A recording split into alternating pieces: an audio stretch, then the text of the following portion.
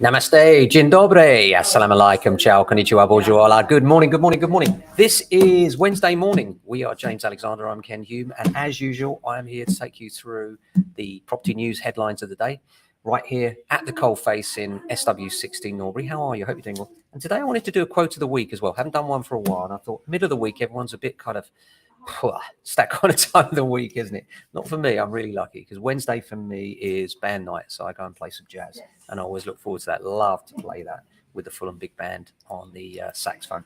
Something I love to do. Not particularly good at it, but love it. So yeah, quote of the week. Going to give you that in a moment just to motivate you through your day. Apart from that, as far as the market's concerned, just looking at some headlines that have come in. And there's a headline saying that the house sales have suffered the weakest start to the year since 2015. But when you look at the figures and you break it down, what you actually find is that transaction volumes seem to be leveling out. We've had a lot of erratic volumes up and down with COVID and everything else. You know, extraordinary times has been mentioned too many times, hasn't it? You know, but it is fair to say that transaction levels are sort of steadying. It has been a slow start to the year. I suspect that it's going to pick up in March because we always find spring is a great time to pick up. And I think what a lot of people forget as well is that seasonal trends don't matter when the market is booming, as it has done in the past, especially post-pandemic. But when the market's slower, actually the seasonal trends are critical to getting the best buyer, the most money, and to get the best marketing success. Because for most of us, it's not just about marketing our own home. It's of course about finding as well. And when everybody else is doing something, that's a good time to do it for this reason. Sometimes I know it's good to go the opposite way, but in terms of property, the reason why you might want to market in the spring is A, you have the biggest audience of the year, always, and B, there'll be more stock available for you to look at once you're under offer. So early spring is a fantastic time to get yourself under offer. As far as the letting market is concerned, it's still crazy out there. I mean, we literally can't get enough stock. There's too many tenants chasing too few properties, and everyone's kind of scrambling to try and get them. And insurance companies as well are trying to find properties for their insured tenants that are struggling to find places to live in the short term.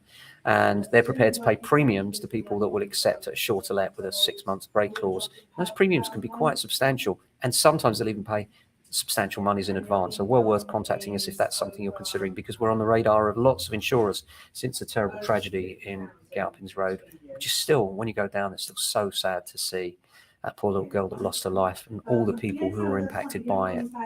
Apart from that, busy day today on valuations, I'm pleased to say.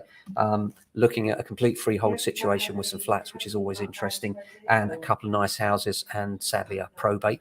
So a busy day on the valuation front. And I just wanted to talk to you a little bit about a valuation that I carried out. And it was an interesting one because the client said to me, what's your circumstances in terms of your branch? You know, if you have multiple branches, and there's this myth that as a small independent agent that you therefore can't compete with the big ones because they've got loads of branches. One of the things about big agents with loads of branches is A, you're probably not going to be dealing with the same person from start to finish of your transaction. More often than not, you will find that the person you're dealing with moves to another branch halfway through the transaction, if not before, or leaves the company. Whereas with a company like ours, where we've been here for 30 years, you'll be dealing with the same person from the start of the transaction to the finish, the same team, the same people every time. We've got that consistency, but also consistency of being in the same branch over 30 years gives us the most experience and the most knowledge.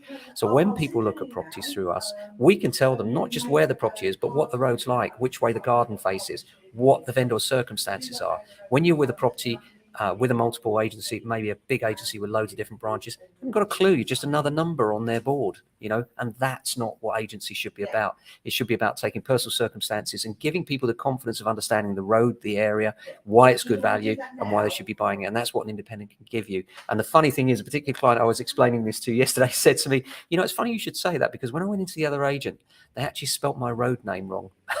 That says it all, really, doesn't it? They didn't even know how to spell her road name. And it underlines what I'm saying. With a lot of the bigger agencies, the people that you're dealing with don't actually know where you live. And if they don't know where you live, how are they going to help you? They're not. Well, not very well anyway, that's for sure. Quote of the week before I go. One that I've just found that I thought was quite good. You can tell it was written in the 1800s from the way it's written, but I think it's rather nice. Hope you enjoy it. And this is from Henry David Thoreau, or Thoreau. I learned this at least by experiment, that if one advances confidently in the direction of his dreams and endeavors to live the life which he has imagined, he will meet with a success unexpected in common hours. Love that. It's a bit of a mouthful, isn't it? I'll say that again, though.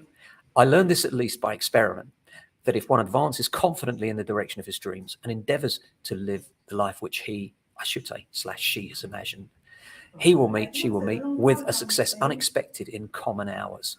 Fantastic. Love that. Apart from that, hope you have a great day. Thanks for watching as always. And we'll be back same time tomorrow. Until then, look after yourselves. And if you can, your family and friends. Ciao.